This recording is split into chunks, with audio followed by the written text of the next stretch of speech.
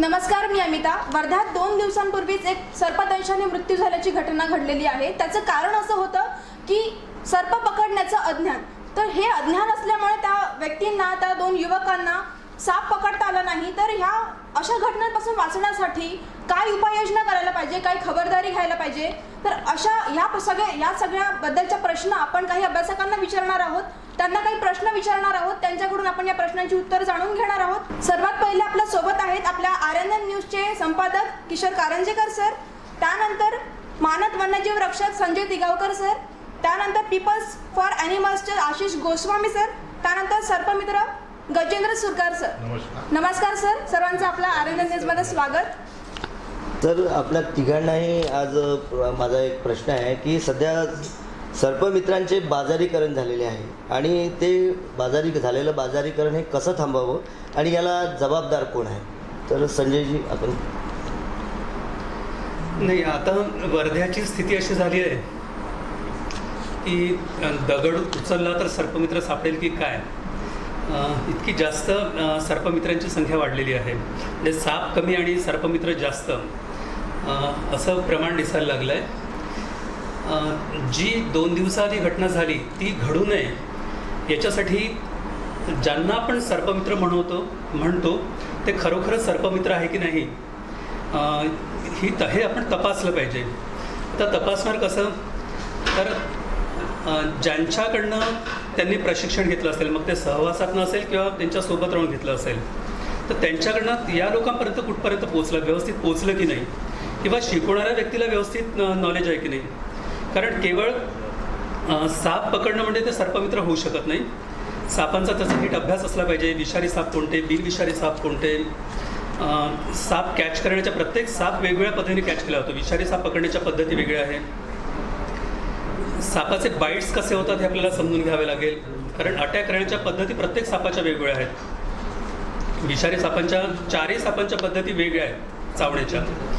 तर हे जर नीट त्यांना समजावून सांगितलं, ज्यांना सर्पमित्र म्हणून काम करायचं आहे, तरच या घटनांवर कुठेतरी आळा बसू शकेल. अनेकदा काय होतं, मुलं डेअरिंग दाखवण्याच्या दृष्टीने काहीतरी स्टंटबाजी करायची आहे म्हणून, किंवा लोक अट्रॅक्ट होतात म्हणून सापांचा वापर केला जातो. तर या गोष्टी जर टाळल्या आणि एक अभ्यासक म्हणून जर सापांकडे आपण पाहिलं, साप कॅप्चर करणं, साप कॅच करणं हा सेकंडरी पार्ट. आपण अभ्यासक म्हणून किंवा या सजीव सृष्टीतला, या निसर्गातला एक विलोभनीय प्राणी म्हणून जर आपण त्याच्याकडे पाहिलं आणि त्याच्यापासनं, तो जर विषारी असेल तर त्याच्यापासनं लोकांचा आपल्याला जीव वाचवायचा आहे, बिनविषारी असेल तर आपल्याला त्यालाही वाचवायचं आहे आणि इतरांच्या मनातली भीतीही कमी करायची. हा विचार ठेवून जर आपण काम केलं तरच अशा घटना टळू शकतात. काय सांगाल सुरकारजी? मी असं म्हणेल की मी वाचलो तर साप वाचेल. मीच जर जिवंत नाही तर मी साप वाचू शकणार नाही. आणि ज्या काही घटना झाल्यात, आपला प्रश्न हा बाजारीकरणाच्या संदर्भात, त्यातला हा भाग आहे की आता जी घटना झाली ती अतिशय दुर्दैवी आहे. आणि माझ्या माहितीनुसार महाराष्ट्रात तरी आज एकाच सापाने 2 सर्पमित्रांना दंश केल्यानंतर मृत्यूची घटना घडणं ही दुर्मिळ अशी घटना आहे. अजूनही असं झालेलं नाही. आणि आता याला जबाबदार कोण? याला जबाबदार एक तर त्याचं असणारं थ्रिल आहे, सोशल मीडिया आहेत की ज्याच्यामध्ये त्याला फेसबुक आहे किंवा बाकीच्या ठिकाणी आपले फोटो टाकतात. म्हणजे तुम्ही जर आजच्या सर्पमित्रांचे फोटो टाकले, संजीवभाऊ पण साप पकडत होते, आशिष पण साप पकडत होता, मी पण साप पकडत होतो, पण मला नाही वाटत आमच्या तिघाचे कधी फोटो अशा प्रकारे आलेले आहेत. आजचे कीज घेण्यापासून, म्हणजे तुम्ही कीज घेताना काय दर्शवता लोकांना की या सापाचा मी कीज घेऊन राहिलो, मी तुम्ही काय दर्शवता, हा ज्याला समजतच नाही. सर्पमित्र जरी असेल, आपण सापाचे मित्र होऊ शकतो, साप तुमचा मित्र होऊ शकत नाही. जसा तुमच्या शरीराला कोणी स्पर्श केला अचानकपणे तर आपण जशी प्रतिक्रिया देतो तसं सापाच आहे. तो कोणताही प्राणी असेल कारण त्याला याचा स्पर्शाचे ज्ञान नसते त्याला. आणि अशा वेळेला तुम्ही ज्या प्रकारे त्याला हाताळता, स्टंटबाजी करू जसं संजय भाऊनी म्हटलं तसं, किंवा अतिशोक्तीपणे, किंवा मला येतेच सगळं, मीच या जगातला हुशार प्राणी आहोत सर्पमित्राच्या बाबतीतला आणि मला काहीच होऊ शकत नाही, असा जो कोणी व्यक्ती मनात इच्छा बाळगून सापाला जर हातत असेल तर ती मृत्यूकडे नेणारी आहे. म्हणजे प्रत्येक सर्पमित्राने लक्षात ठेवावं की तुमची एक खाट हॉस्पिटलमध्ये रिझर्व आहे. तुम्हाला मृत्यूला सामोरं जावंच लागेल. सर्पमित्रांचा जगातला इतिहास आहे की साप जाऊनच सर्पमित्र मिळेल. नितीन कुमार खैरेसारखा माणसाचा हात गेला. सध्याच्या सापांच्या बद्दल बाजारीकरण सुरू आहे. सर्पमित्रांचं बाजारीकरण जे चालू आहे ती फक्त वर्ध्यापुरती सीमित गोष्ट राहिलेली नाही, तर संपूर्ण महाराष्ट्रातली तर सोडा संपूर्ण देशातली ही समस्या आहे. फक्त सर्पमित्रांचं बाजारीकरण नाही होत राहिलेलं आहे. जितके स्टंट दाखवणारे लोक आहे, मग ते प्राणीमित्र असो किंवा कुठल्या वाहनाचं स्टंट दाखवणारं असो, जे इझी ॲक्सेस सहज गोष्टी मिळत गेल्या की खूप दुसरीकडे जाऊन दाखवायची गरज नाही. खिशातला मोबाईल काढला, आपण जे कुठली गोष्ट करू शकतो ते सहजपणे दाखवता आली आणि ते व्हायरल करून दिली. त्याच्यामुळे हे सर्पमित्रांचं बाजारीकरण खूप जास्त वाढलेलं आहे.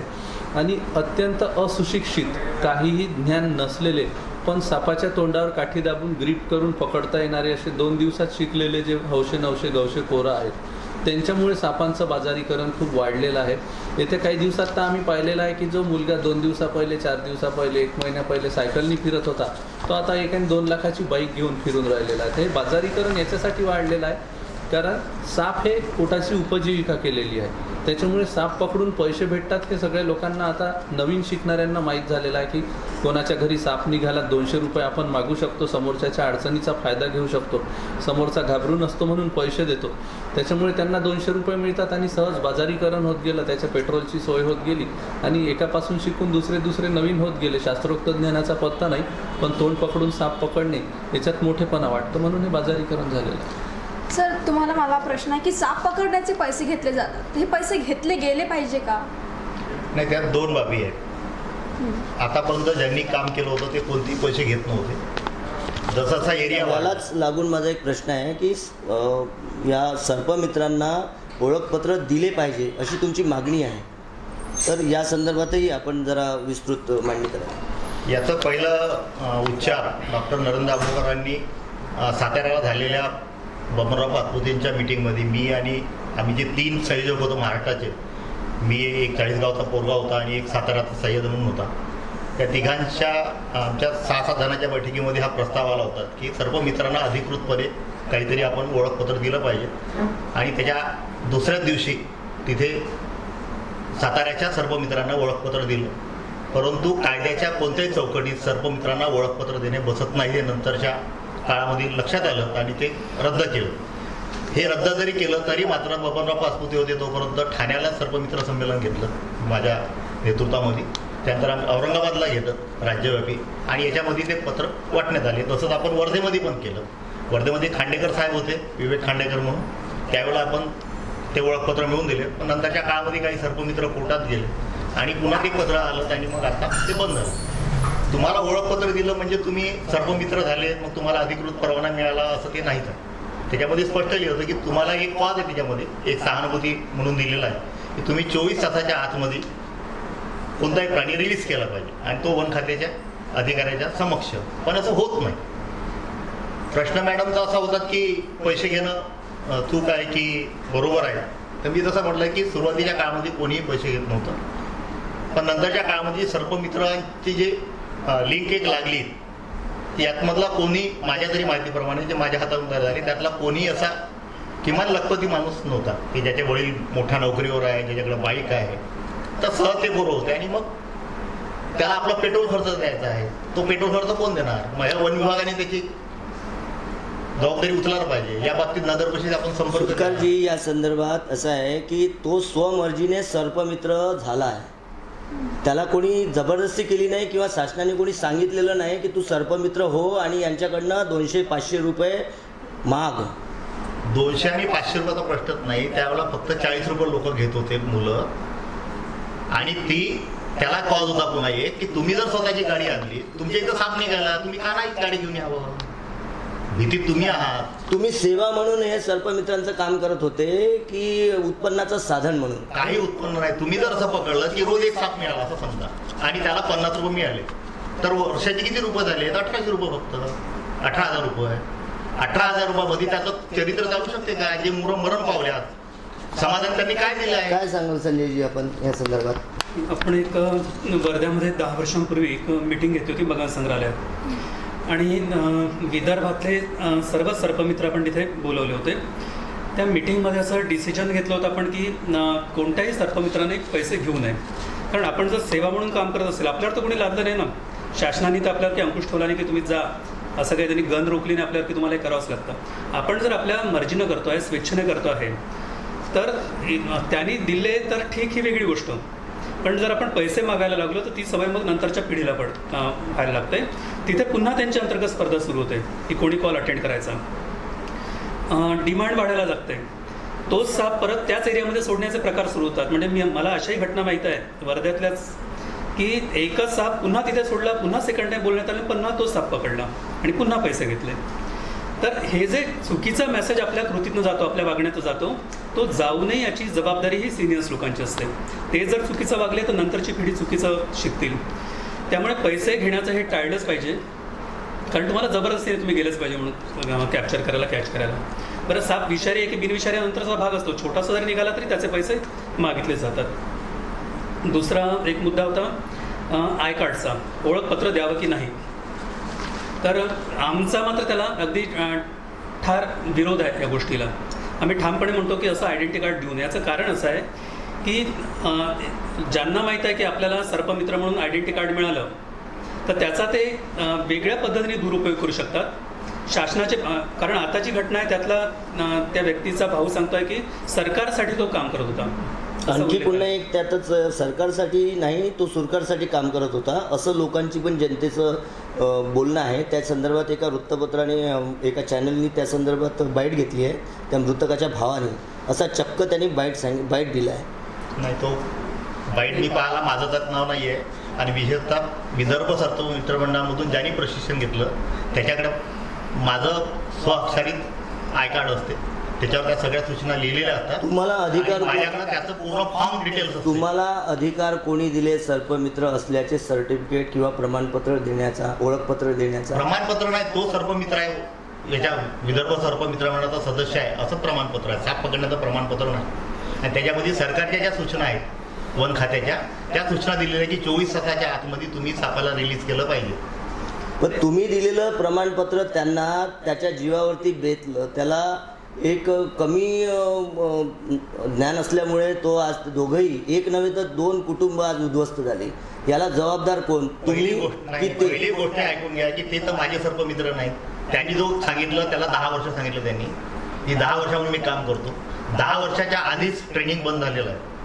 म्हणजे 2008 पर्यंत फक्त ट्रेनिंग चालले मदान संग्रहालयामधून आणि इतर जाग्यांनी, त्याच्यानंतर नाही. आणि जे आहे त्यांना पुरावे आपल्याकडे की हे माझे सर्पमित्र आहे, त्याचे दोघांचे चेहरे पाहिले, नाव आहे, असं लिस्टमध्ये हे सर्पमित्र नाही. आणि अतिशय त्यांच्या बाबतीत जी घटना आहे ते सांगू नये, पण अतिशय दुर्दैव सांगायला पाहिजे की व्यसनाधीन असणाऱ्या माणसांनी साप पकडू नये. आधीच मी सांगत असतो की ज्याला खरायचा जरी शोध असेल तरी त्यांनी साप पकडू नये. निकोटीन त्याच्या शरीरामध्ये असते. आणि आपल्याकडे एक झालेली घटना इथे संजीव भाऊला पण माहिती आहे की त्याला भास्करी थांबेने वाचवलं पण तो वाचला. मी एक थोडीशी पार्श्वभूमी आता या सर्वांची मांडतो की आपण ही मुवमेंट कशी सुरू झाली, चळवळ कशी झाली. आपण याच्याकडे सर्पमित्र तयार व्हावे म्हणून आपण ही मुवमेंट सुरू नव्हती केली, चळवळ नव्हती सुरू केली. जे लोक सापांच्या आधारावर बुवाबाजी करतात, अंगामध्ये माझ्या शेषनाग येतो, अमुक बाबा येतो म्हणून सांगतात आणि लोकांना फसवतात, अशाच एका बाबाचं प्रस्थ वर्ध्यामध्ये वाढलं होतं. त्याला काउंटर करायसाठी, त्याला एक्सपोज करायसाठी आपण ही मुवमेंट 1997 सुरू केली होती. आणि त्यावेळेस जे सर्पतज्ञ होते, हाफकिन इन्स्टिट्यूटसाठी मदतीचं काम ते करायचे, कैलाश दारवे म्हणून ते इथे आलं. आणि त्यांचं 2 प्रशिक्षण आपण त्या काळामध्ये घेतली. त्याशिवाय वेगवेगळे कार्यक्रम घेतले आणि सलग 2 महिने संपूर्ण वर्धा जिल्हा पण पिंजून काढला, वर्धा जिल्हा आणि वर्धा जिल्ह्याच्या बाहेरही. आणि सापांबद्दलची माहिती त्यांना देणं, विषारी साप कोणते, बिनविषारी साप कोणते, त्यांच्याबद्दलच्या अंधश्रद्धा आणि जे जे काही गैरसमज ते दूर करून साप अंगात येत नाही हे आपण ठासून सांगायचं त्यावेळेस. त्यामुळे कोणत्या बाबांवर विश्वास ठेवू नका. आपण समाजाच्या मनातली भीती दूर करण्यासाठी ही ॲक्टिव्हिटी राबवली. आमचा उद्देश संपला आणि अखिल भारतीय अंधश्रद्धा निर्मूलन समितीचे जे कार्यकर्ते होते त्यांनी त्यानंतर आपलं काम कमी केलं. कारण प्राध्यापक श्याम मानवाने सरळ सांगितलं होतं की हे आपलं काम नाही आहे, आपण फक्त लोकांच्या अंधश्रद्धा दूर करू, पण साप आपल्या उपजीविकेचं साधन नाही आहे. याच्यानंतरही आपण बोलत राहू सापांबद्दल, पण त्या अंधश्रद्धांबाबत बोलत राहू. पण काही लोक नंतरच्या काळामध्ये या अभियानामध्ये जुळत गेले आणि त्यांनी मात्र स्वतंत्रपणे त्यांची दुकानदारी सुरू केली. मी दुकानदारी असाच शब्द वापरतो. त्यांनी त्यांचे प्रशिक्षण कार्यशाळा सुरू केल्या, त्यांनी शिकवणं सुरू केलं. बरं, एका संघटनेच्या 2 संघटना झाल्या.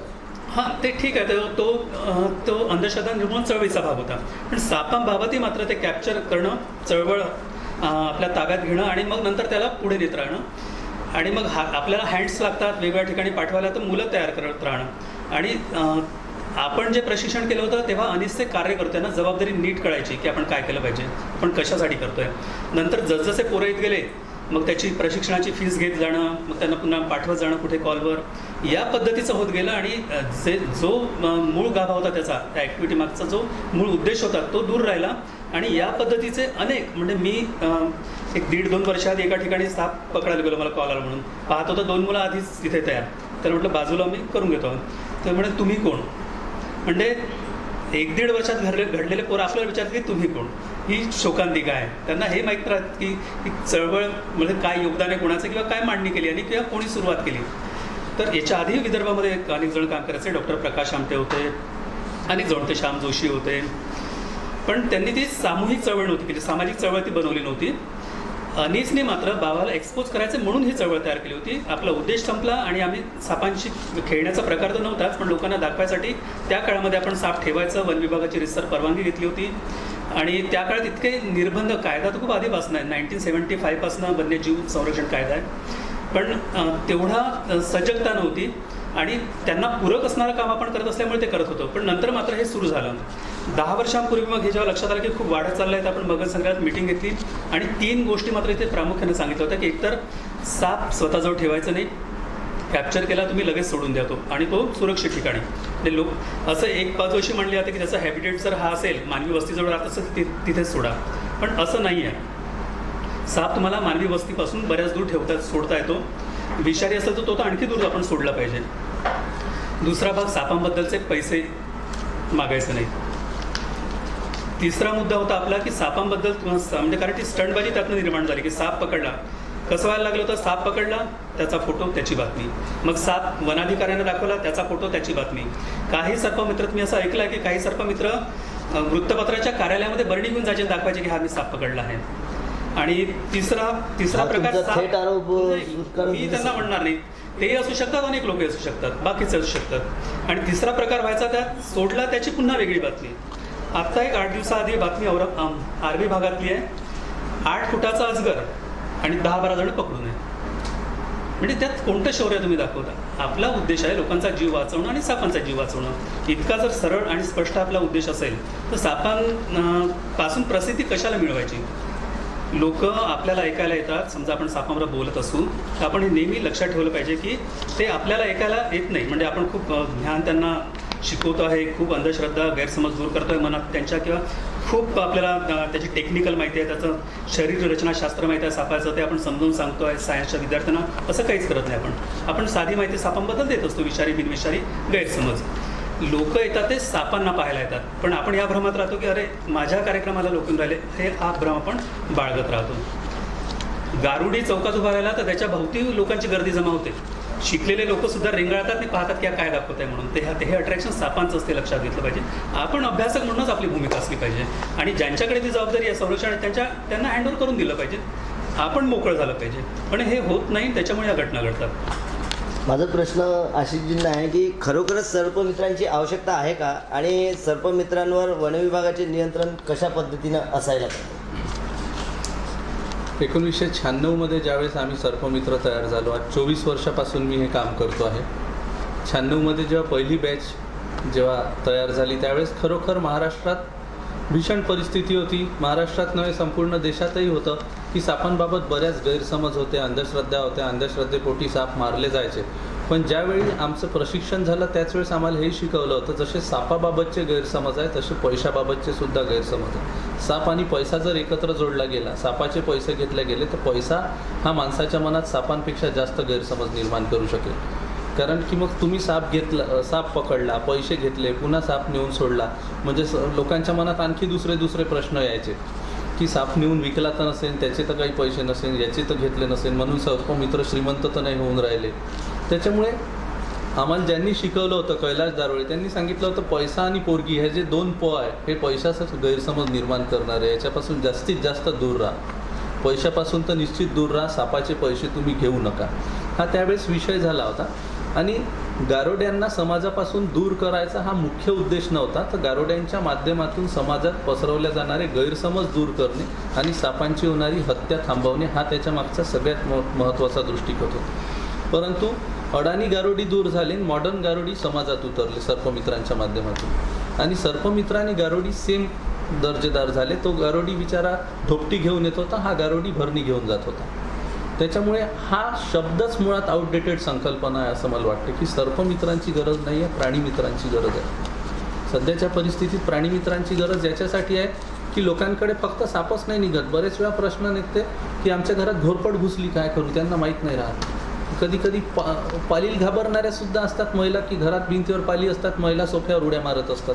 त्याच्यामुळे खूप साऱ्या प्राण्यांच्या बाबतीत गैरसमज आहे, अंधश्रद्धा आहे. एकंदरीत जर प्राणीमित्र तयार झालेत, आपण सर्व वन्यजीवांना चांगल्या पद्धतीने न्याय देऊ, आणि जे प्राणीमित्र होतील ते अभ्यासू प्राणीमित्र जर तयार झाले तर जीव जाण्याचं प्रमाण निश्चितच कमी होईल असं वाटतं. सर, साप म्हणजे उपजीविकेचे साधन हे सापांचे लाईव्ह शो व्हायला पाहिजे का?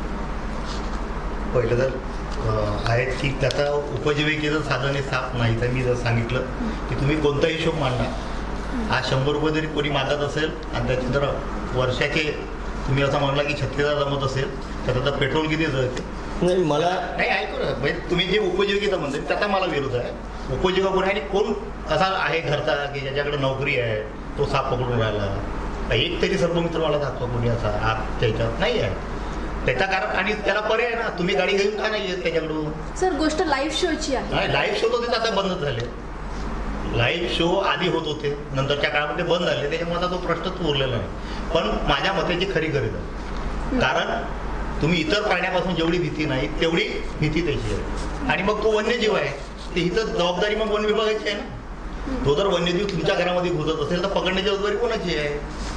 माझा सरळ प्रश्न आहे की जर वाघाने मारलं तर 15 लाख मिळतात, अस्वलाने मारलं तर 15 लाख मिळतात. सापही तुमच्या वन्यजीवामध्ये आहे, तुम्ही पकडता जे गुन्हा आहे. सर्पमित्र जरी असेल तरी गुन्हा आहे तो, आणि त्याने भरण्यामध्ये बंद केला दुसरा गुन्हा होतो. तो ट्रॅव्हल करतो, गाडी घेऊन घरी जातो किंवा तो साप बाजून सोडा जातो, तो तिसरा गुन्हा आहे. पण 3 गुन्ह्यामध्ये तो फसतो तरी तुम्ही त्याला पकडत नाही ना. पण जर कोणी कंप्लेंट दिली तर त्याला पकडता, तुम्ही त्यावर केस दाखल करता.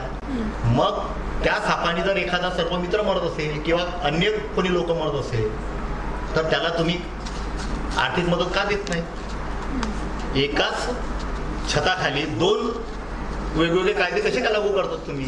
आणि यासाठी कोणी लढत नाही. मी गेली 20 वर्षापासून पाठपुरावा करतो.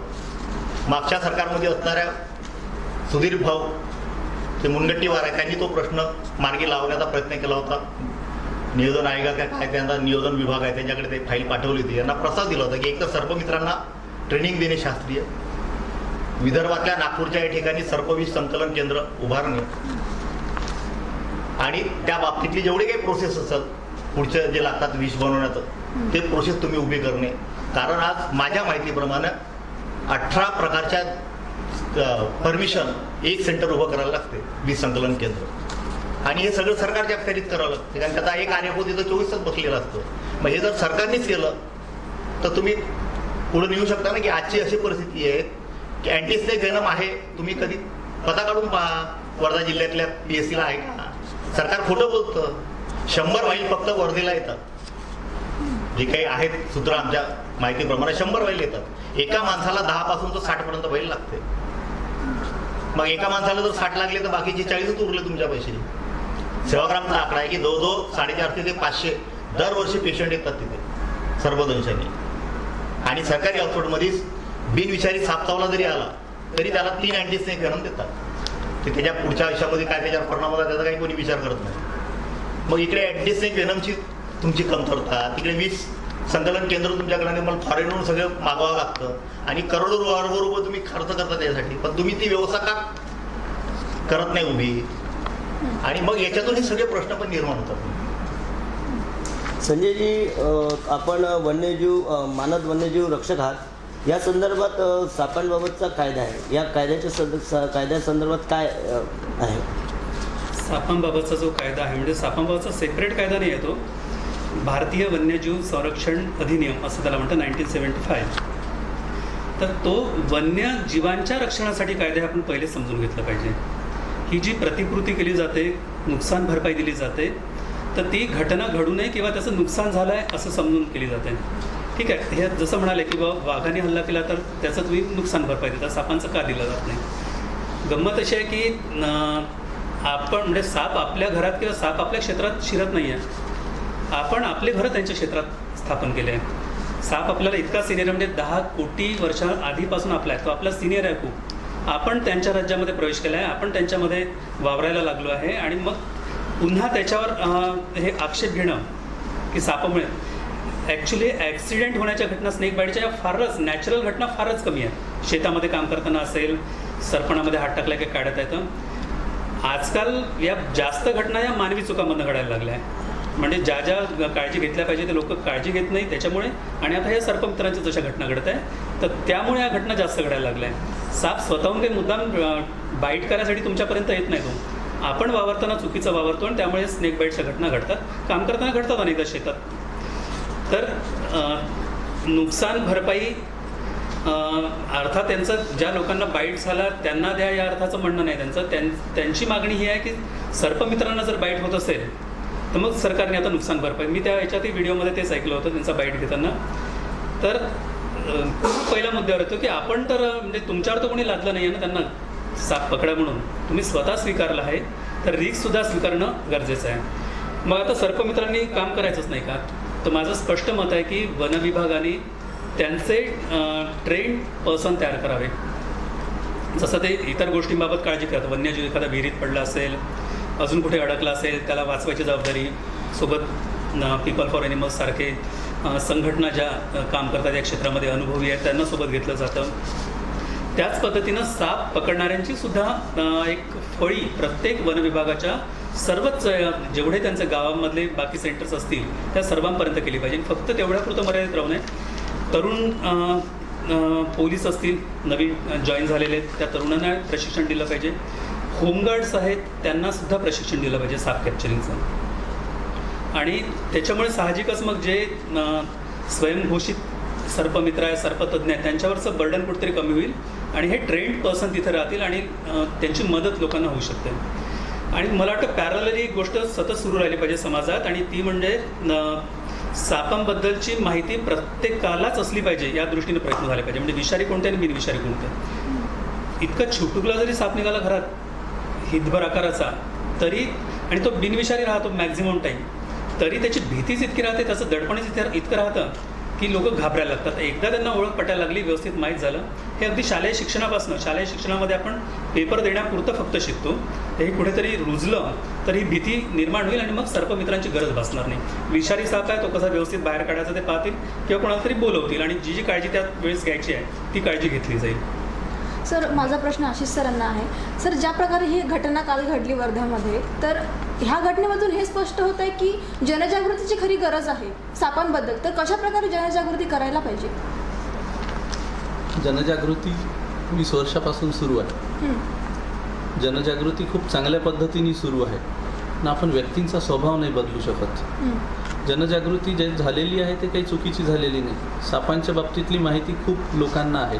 आजकाल तर गुगल क्लिक केल्याबरोबर जर समजा जमिनीवर कुठला साप आहे तर तो गुगल क्लिक करून त्याचे रंगचित्र टाकतो आणि लगेच हा कोणता आहे, विषारी की बिनविषारी. आणि मग जर पोटात काही असलं तर त्याची हिंमत खूपच जास्त वाढून जाते. सर्पमित्र बनण्याची त्याला गरज पडत नाही, गुगलचं पाहूनसुद्धा तो साप उचलतो. ही इतकी भयानक परिस्थिती आहे. अशा ठिकाणी जर शासन कठोर झालं आणि जे शासन कठोर होऊन अशा पद्धतीच्या ज्या घटना आहेत त्यांच्याकडे सहानुभूतीपूर्वक न पाहता कठोरपणे पाहून जे विनाकारण काम करणारे आहेत त्यांच्यावर जर स्ट्रिक्ट ॲक्शन घेतली तर अशा दुर्घटना होणाऱ्या आपोआप थांबू शकतात. आता आपला सर्वांची नजर जी आहे ते फक्त सहानुभूतीकडे चाललेली आहे की 2 सर्पमित्रांचा जीव गेला, 2 सर्पमित्रांचा जीव गेला, चुकी झाली. पण त्यांना निमंत्रणच मुळात कोणी दिलं नव्हतं. थ्रिल म्हणून जर ते गेले आणि जर समजा मी आता जाऊन म्हटलं की मी जातो स्लॅबवरून उडी टाकतो आणि माझं नुकसान भरपाई शासनाने दिली पाहिजे, तर मला फोन नव्हता आला मुख्यमंत्र्यांचा की ग तू स्लॅबवरून उडी टाक.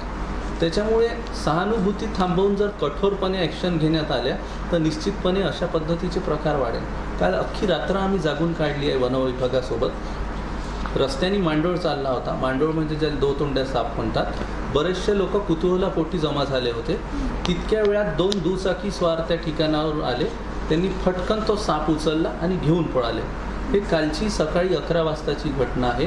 काल 11 वाजेपासून तर आज सकाळी 6 वाजेपर्यंत मी, आमची चमू आणि वनविभागाचे 15 कर्मचारी एकही मिनिट झोपलो नाही. आम्ही रात्रभर हिंगणघाट तहसील, देवळी तहसील, वर्धा तहसील आणि यवतमाळमधली कळंब तहसील पिंजून काढली. 4 वाहनं, 16 कर्मचारी एवढे होते आणि सकाळी 5:45 वाजता ते आरोपी ताब्यात घेतले. त्याच्यानंतर लक्षात आलं की ते मुळात आरोपी नव्हते, त्यांचा काही दृष्टिकोन नव्हता. त्यांनी तो साप फक्त कुतूहलापोटी उचलला होता. कुठेतरी गुगलवर पाहिलं होतं की हा दोतोंड्या साप आहे आणि तो कुतूहलापोटी उचलला आणि नंतर सोडूनही दिला तो साप. पण जेव्हा ते घाबरले त्याच्यासाठी एवढी यंत्रणा कामी लागली. म्हणून कठोरपणे काही निर्णय घेणं आवश्यक आहे असं मला वाटतं. संजयजी, पूर्वी सापांबद्दल गैरसमज होते, आता सर्पमित्रांबाबत गैरसमज निर्माण झाले. ही परिस्थिती निर्माण करण्यासाठी जबाबदार कोण आहे? आपणच कारणीभूत असतो ना, तर आपणच हे गैरसमज निर्माण करून घेतो. मी मगाच असं सांगितलं की आपण जर चुकीचं वागलो तर आपलं अनुकरण आपली नंतरची पिढी करते. त्याच्यामुळे आपली अत्यंत जबाबदारी आहे की आपण नाही वागलं पाहिजे चुकीचं.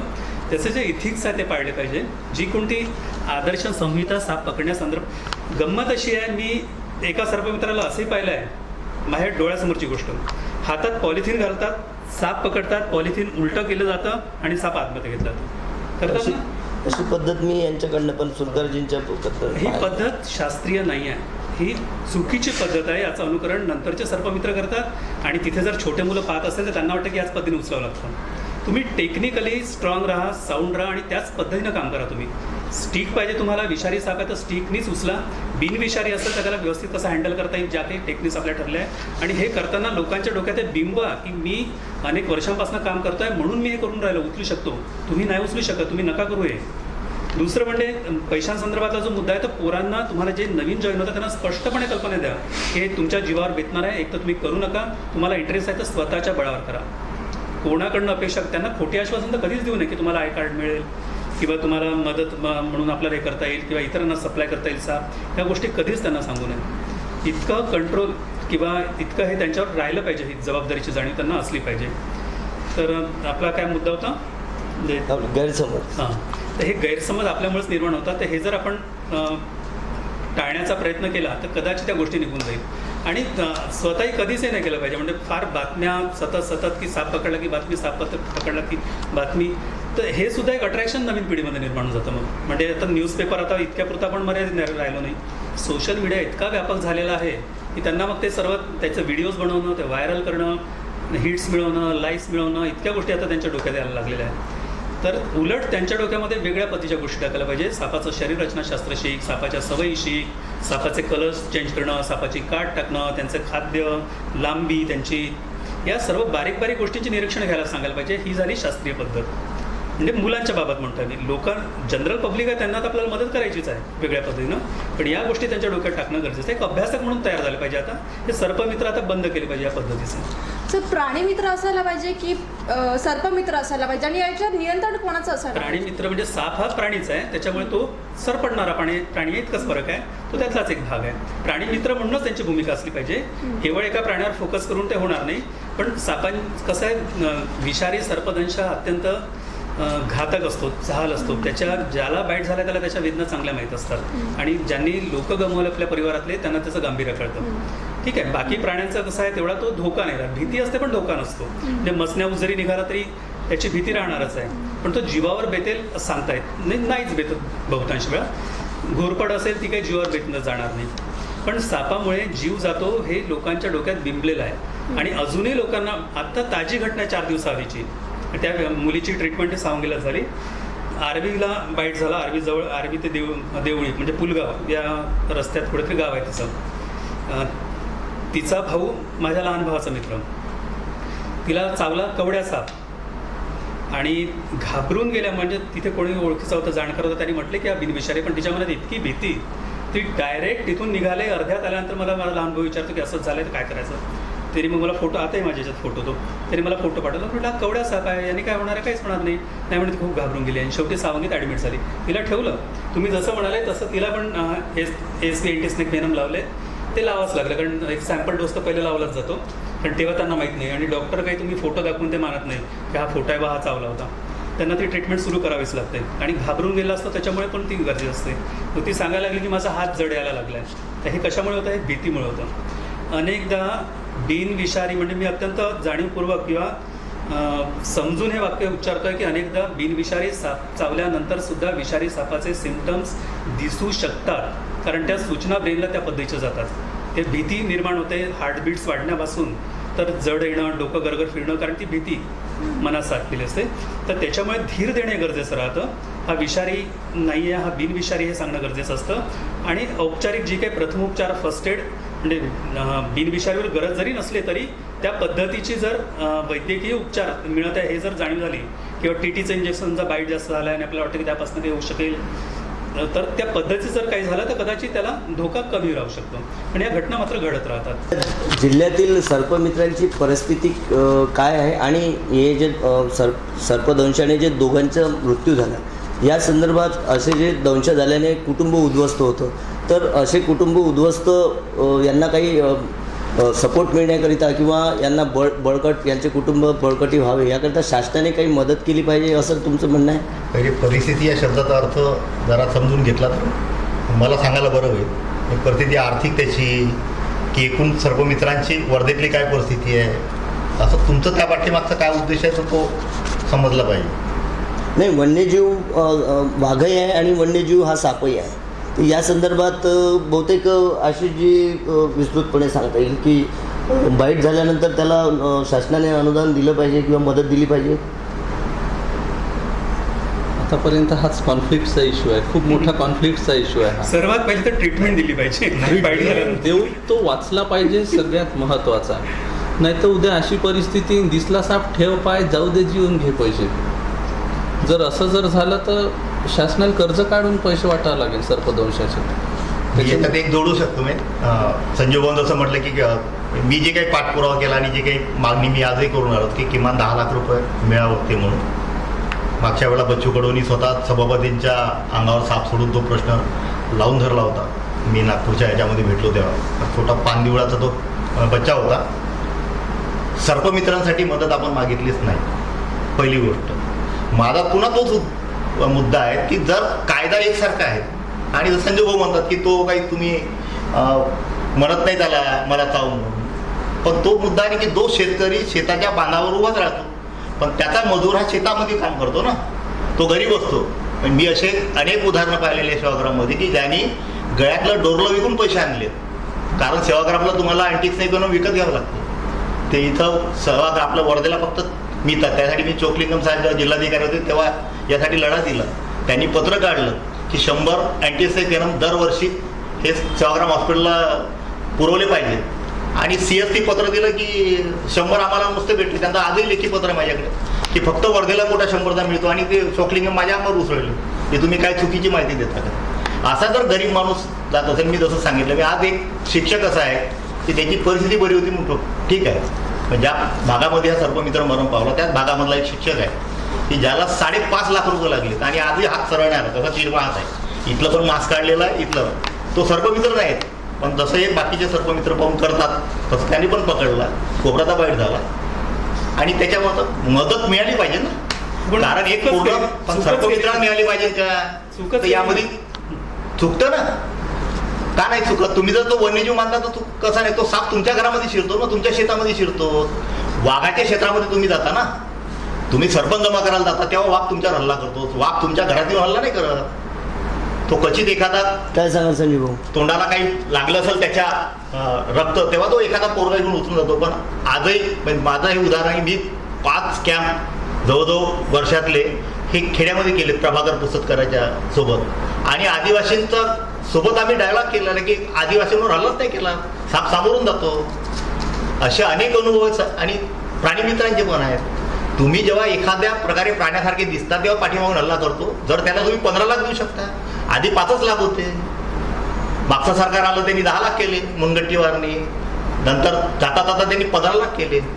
तुम्ही जर एका वाघासाठी अस्वलासाठी एवढे पैसे देऊ शकतात, सर्प त्या माणसाला जसतो तो काही कोणत्याच करोडपतीला असला नाही, अजून आमदारांना खासदारांना असला नाही, मंत्र्यांना असलं नाही.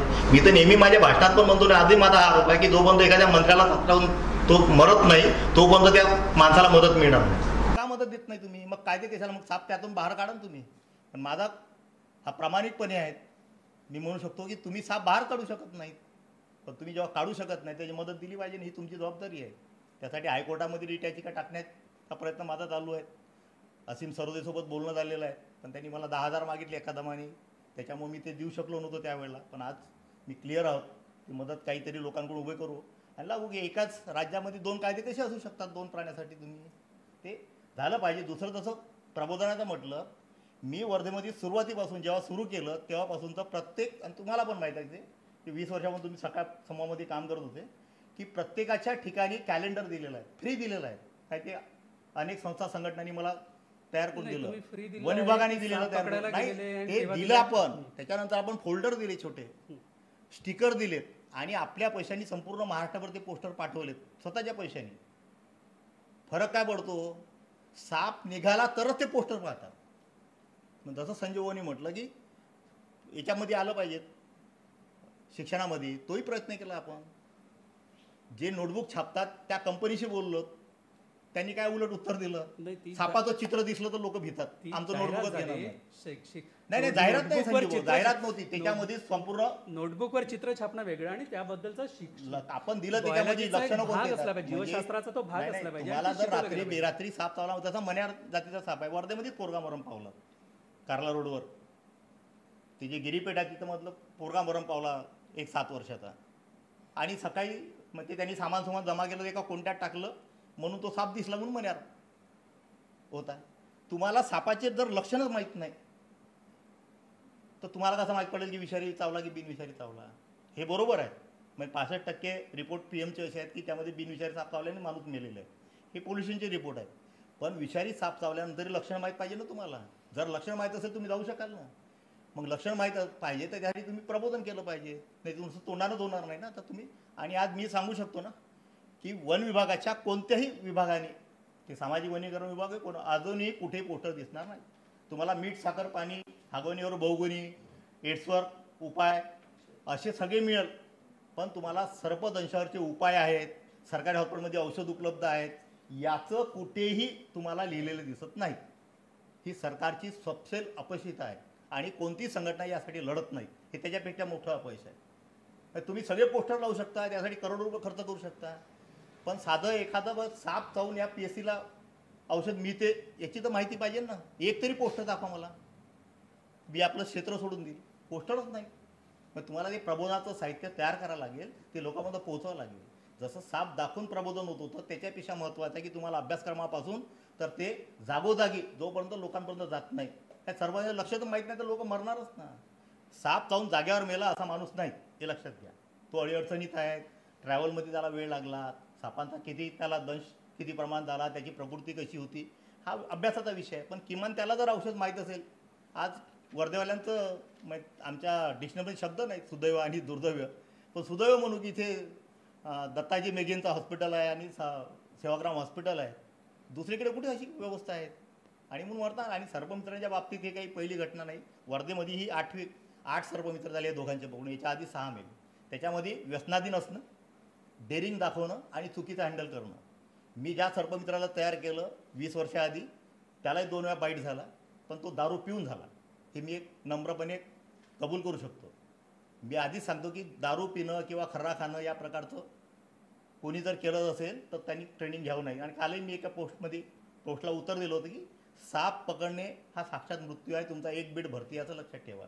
ज्याला पूर्ण वेळ द्यायचा असेल, म्हणजे जसं संजीव भाऊनी म्हटलं की त्याचं डोकं जरी दिसलं, शरीर त्यात कोणताही भाग दिसला, तो जर ओळखता आला असेल तर तुम्ही सापाला हँडल करा. 1% जरी तुम्हाला त्यातमध्ये शंका असेल तर हँडल करू नका.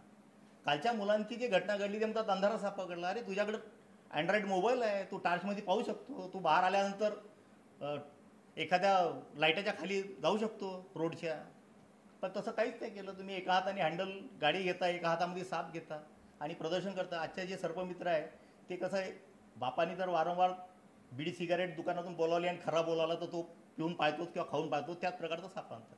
साप हातात आणि लोक पाहतात, प्रसिद्धी मिळते.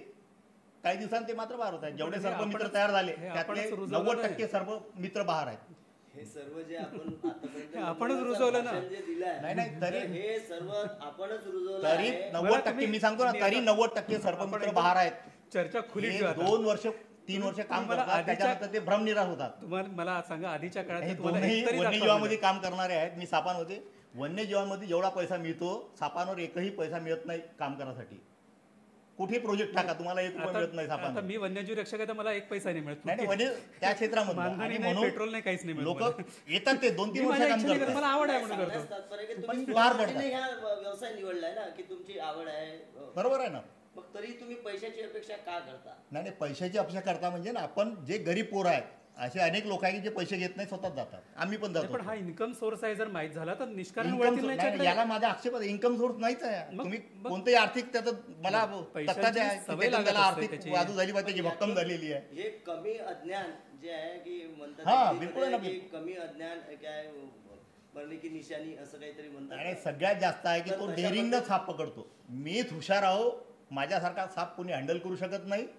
आणि या हे तरी त्याच्या कुठून संशयापोटी जातं म्हणा, भ्रमापोटी हे कुठून जातं डोक्यात त्यांच्या? नाही, तो बाकीचा पाहतो ना की एवढ्या गुगलवर तो नागाचा तुम्हा घेतानाचे फोटो जर गुगलवर आहे तर तो मग नाग काहीच करत नाही. ते टेक्निक आहे ना. पण ते टेक्निक सगळ्याला जमेल. आणि भारतामध्ये काय व्यवस्था आहे? फॉरेनमध्ये साप चावला तर हेलिकॉप्टर तयार असते. काय सांगायला अशीची आता? इथं नाही आहे तसं. मला असं वाटतं की सापांची चर्चा वादात संपू नये, कारण हा अनएंडिंग इश्यू आहे. त्याच्यात आज आपण रात्रभर जरी बसलो की पैसा आणि साप हे समीकरण जर जोडत बसलो तर ते थांबणारं नाही आहे. वेळेनुसार आणि गरजेनुसार घडणाऱ्या या सगळ्या गोष्टी आहेत. त्याच्यामुळे या संपूर्ण मोहिमेत उतरणाऱ्यांनीच उतरताना सामाजिक दृष्टिकोन ठेवून उतरलं पाहिजे, नाही तर नाही उतरलं पाहिजे. किंवा जर जसं गजूभाऊंनी म्हटलं की समोरचा व्यक्ती जर त्याला घ्यायला येत आहे तर त्यांनी ते निःशुल्क जाण्याची तयारी ठेवली पाहिजे. किंवा जर तो जाऊ शकत नाही त्या ठिकाणी त्यांनी अत्यंत प्रामाणिकपणे कबूल केलं पाहिजे की माझी कुठलीही परिस्थिती नाही आहे, आर्थिक परिस्थिती नाही, गाडीत पेट्रोल टाकायची परिस्थिती नाही, म्हणून मी तुमच्याकडे येऊन साप पकडू शकत नाही. हा एखाद्या सर्पमित्राचा नंबर घ्या. किंवा महाराष्ट्र वन विभागाने अत्यंत चांगली सेवा सध्या उपलब्ध केलेली आहे. 1926ची हेल्पलाईन आहे. तिथे जर फोन केला तर कदाचित सेंट्रल फॅसिलिटी असल्यामुळे थोडा विलंब होऊ शकतो, पण आजकाल तोही होत नाही, कारण RRU सगळ्यात छान रॅपिड ॲक्शन फोर्स वन विभागाने उभी केलेली आहे. नेहमी शासनावर ताशेरे ओढण्यात काहीही अर्थ नाही. संपूर्ण जनमानसाची जबाबदारी आहे की आपलं पर्यावरण, आपलं संरक्षण आणि हे वाचलं पाहिजे. त्याच्यामुळे फोन जर तो सर्पमित्र नाही येऊ शकत आहे तर दुसऱ्या सर्पमित्राचा नंबर देणे किंवा त्यांना सुचवणे की मी येऊ शकत नाही, दुसरा येऊ शकत नाही, 1926वर तुम्ही फोन करा. संबंधित बीटगाईडकडे अत्यंत प्रामाणिकपणे पटकन कॉल ट्रान्सफर केला जातो. याचे अनुभव सर्वांनी घेऊन पहा आणि ते गाईड येऊन फुकटात साप पकडून घेऊन जातात. आता जर समजा आपण सर्पमित्र आणि सापच भांडत बसलो तर 2 मेले, उद्या 200 मरायला वेळ लागणार नाही. त्याच्यामुळे सामंजस्य आवश्यक. त्यांनी पण पुढाकार याचा प्रयत्न केला. आपण 2 ट्रेनिंग सर्प त्यांना दिले वन विभागाला, तर एकही वन विभागाचा कर्मचारी तयार झाला नाही. कारण भीती तेवढी आहे त्यांच्या मनामध्ये असते की साहेबांनी सांगितलं म्हणून ट्रेनिंग घेतात. प्रत्यक्ष दिला आपण. प्रत्येकाच्या जबाबदाऱ्या आहेत त्या देत नाही. बीट गार्डाच्या मागे नाही, इतकं या काम असतं. सर्पमित्र म्हणून आपण काय पाठपुरावा केला या संदर्भात?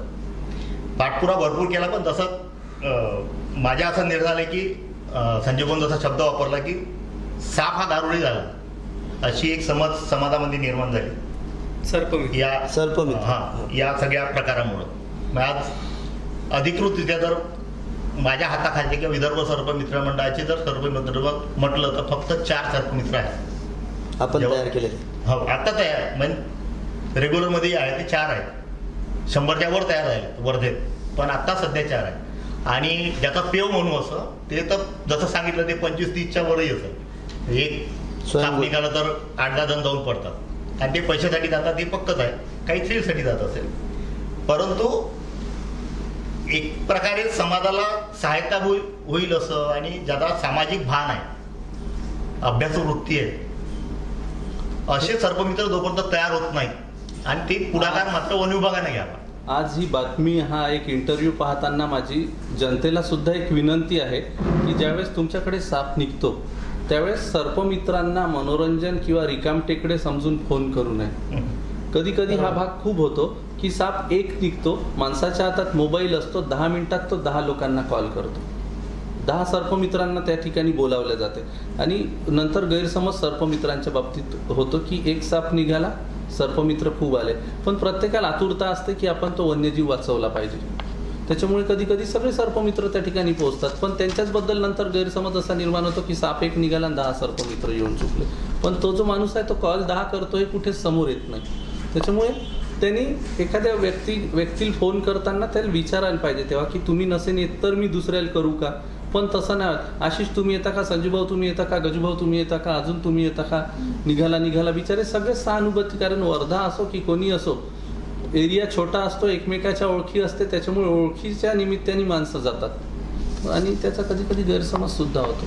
तर हे समारोप करताना एक मला फक्त सांगायचं माझ्या तरुण मित्रांना की तुम्ही कोणाकडे प्रशिक्षण घ्या, पण उगाच स्वतःच्या जीवावर खेळून आणि उगाच स्वतःवर जबाबदारी लादून साप पकडायला कृपा करून जाऊ नका. केवळ आपल्याला साप पकडता येतो एवढ्या कारणासाठी जाऊ नका. तुम्हाला जर त्यातलं नीट बारकावे माहीत आहे, सापांबद्दलची व्यवस्थित माहिती आहे, तरच तुम्ही जसं वारंवार आरोप होता की व्यसनाधीन राहून आणि बाकी कारणामुळे होतात एक ॲक्सिडेंट, तर तुम्ही नीट शुद्धीवर असताना आणि भानावर राहूनच हे काम करा, तरच या घटना घडणार नाही. आणि सापाचे खेळ करू नका, कोणत्या प्रकारची स्टंटबाजी करू नका. तर एका जीवाला, या सृष्टीमध्ये राहणाऱ्या एका जीवाला दुसरा जीव वाचवता एवढी भावना ठेवून जर आपण हे काम केलं तरच शक्य आहे. अदरवाईज तुम्ही साप नाही पकडला तरी चालेल. आम्हा सर्वांसाठी माणसांचा आणि तरुणांचा जीव अधिक महत्त्वाचा आहे. त्याच्यामुळे तुम्ही आपल्या जीवावर खेळून असं काही कृत्य करू नका, एवढीच कळकळीची विनंती आहे सर्वांना. आरण्यांच्या विशेष चर्चेमध्ये आपल्यासोबत काही वन्यजीव अभ्यासक होते, त्यांच्याशी आपण काही प्रश्नांची उत्तर जाणून घेतलेली आहेत. धन्यवाद सर, धन्यवाद सर आमच्याशी चर्चा केल्याबद्दल, आपला वेळ दिल्याबद्दल.